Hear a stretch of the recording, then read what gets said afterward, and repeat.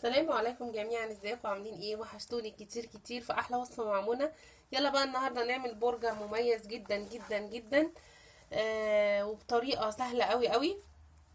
عارفين دي ايه؟ دي لحمه طبعا مفرومه اكيد يعني.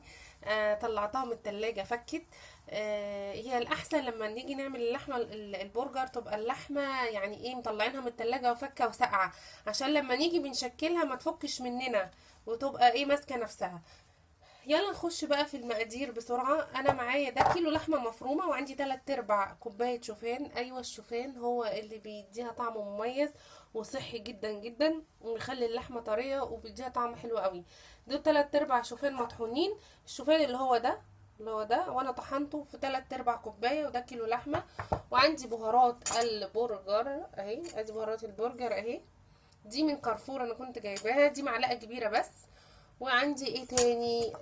عندي هنا ده جنزبيل بودر على توم بودر، ومعلقه صغيره من الفلفل الاسود. وده انا بحب احط رشه كزبره بسيطه قوي، ورشه كزبره برضو من السبع بهارات. بس هي دي الحاجات اللي معايا. وطبعا اللي بيديها برضو طعم ومزازه كده يبقى اللحمه ليها طعم، الصويا صوص. هحط لها اهو معلقتين من الصويا صوص بس. يلا بقى، وانا بحط برضو هقول لكم على المقادير عشان ايه تثبت. طيب، ادي ده هنا اللحمه المفرومه كيلو. هنزل كده بالبصل المفروم. دول كانوا بصلتين بس يعني مش كبار قوي، كترش يعني البصل قوي بس يديها طعم كده. وهنزل بقى بكله، وادي هنزل بالشوفان اهو. الشوفان ده بقى جربوا بقى الوصفه دي اللي هي مع الشوفان دي، هتعجبكم طعمها قوي صحيه. وادي كده البرجر، البهارات البرجر المعلقه الكبيره. وهنزل بقى بباقي البهارات، اللي هو الجنزبيل والفلفل الاسود ورشه الكزبره ورشه السبع بهارات كده. وهنزل بقى كده بحوالي 3 معالق صويا صوص. 3 معالق اهي من الصويا صوص. ادي معلقه تانية، التالتة اهي صويا صوص بيديها مزازة. طب ما فيش صويا صوص نعمل ايه بديل الصويا صوص؟ حطي معلقتين مستردة. نسيت اقول لكم ان معايا بيضه واحده بس، مكترش البيض في البرجر، هي بيضه واحده بس على الكيلو. ادي البيضايه. ونبدا نعجن بقى ده كويس قوي، عشان سرها برضو ان هي تبقى آه مع بعض. اعجني ان متجانسه يعني مع بعض، ان هي نعجن كويس قوي كده، يعني كأن فعلا بنعجن ايه عجينه. وطبعا الملح، والملح اهو معلقه صغيره ملح، لان انا كنت حاطه الصويا صوص ده برضو فيه ملح، فاحط معلقه صغيره من الملح.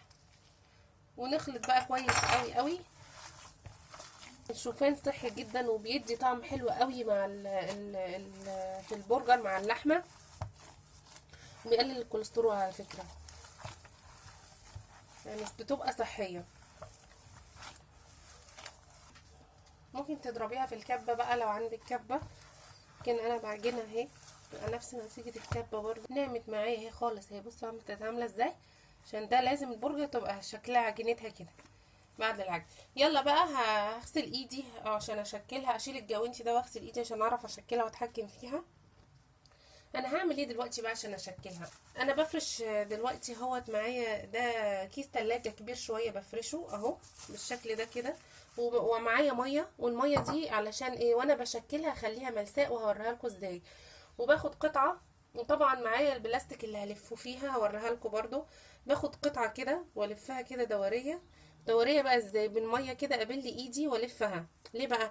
علشان تبقى ملساء، مش لما اجي اقليها تتشقق. هكبر شويه اكبرها شويه.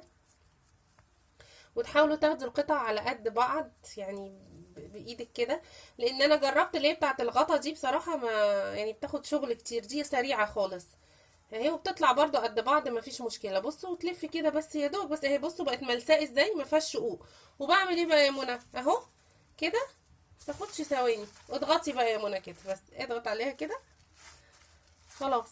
فبتاخد نفس شيب الايد، فنفس كف ايدك او ايدك اللي بيعملها، وبتبقى نفس الايه اهي. اهي بس زي الفل، وملساء ومش متقطعه من فوق ولا حاجه اهي. بس عايزين تكبروها شويه اضغطي تاني عشان تفرش معاكي، عايزه الحجم اللي كل اللي ايه اللي انتوا تحبوه بس. فبتبقى ملساء، فلما بكورها بالميه. خدها كده اهو في بلاستيك غذائي كده، نقطع على قد كده ما تاخد البرجرايه اهي كده، واحطها في علبة تلاجة كده، لان قبل ما انا بسويها بحطها شوية تكون ايه ماسكة نفسها في الفريزر، عشان وانا بسويها ما تفكش مني. هعمل برضو واحدة تانية برضو اوريها لكم. المية السر عشان تبقى طالعة عندك ملساء وزي الفل زي الفل. هبل ايدي كده، كفوف ايدي كده بالمية واكورها. بصوا اول ما بكورها بالمية بتبقى ملساء خالص. احطها كده واضغط عليها واجيب الكيس ده كده اهو، واضغط كده بكف ايدي. هو كف الايد اللي بيدي نفس الحجم. عايزه تكبري زي ما انا قلت تضغطي تاني اهو، وبالطريقه دي بالكيس اضغط عليها دي بتبقى ايه، بتبقى ملساء من فوق وكل حاجه. وبتظبطيها برضو كده. حاجه طلعت من هنا بشويه ميه مثلا عشان يتظبط الحواف في الميه في لحظه بتظبطها. بصوا خلاص خلصت اهي. هاخدها بقى كده اهي، وفي البلاستيك الغذائي ونرص ايه جنب اختها التانية. شفتوا بقى مفيش اسهل من، على فكره لو عملت وصفه البرجر دي مش اي برجر هتعرفوا تاكلوها يعني. يعني دي حلوه جدا جدا. انا دايما بعملها بناء على طلب الجماهير، سواء هنا في الاسره او في صحابي او اي حد يعني. اهو خلاص. انا هروح بقى كده اقعد بقى كده ايه اخلصهم بسرعه، ما مش هياخدوا وقت، واجيلكوا تاني. هم كلهم شوفوا الكيلو بيطلع قد ايه، علبه مليانه ازاي. وجربوها وحلوه جدا هتعجبكم. دي بعد كده مش هتاكلوا اي برجر بقى، مش اي برجر تاكلوها بعد الوصفه دي. جربوها تعجبكم كتير كتير. وفي شفت سر بقى ازاي الساندوتش بتاع البرجر بقى، لان هو الطعم في الساندوتش ازاي يبقى جوسي. الجبنه سايحه كده مع الطماطم منزله الصوص بتاعها مع البرجر وطري، وازاي العيش طري كده. انا بقى هقول لكم السر ده لان انا شفته في المطاعم الكبيره.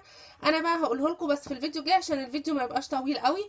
استنوني. ما تنسوش لايك لو الفيديو عجبكم، اوعوا تنسوا اختكم منى من اللايكات لو هو الفيديو عجبكم، وشير للفيديو، وتشتركوا في القناه يوصل لكم كل جديد انا بعمله. في حفظ الله، مع السلامه.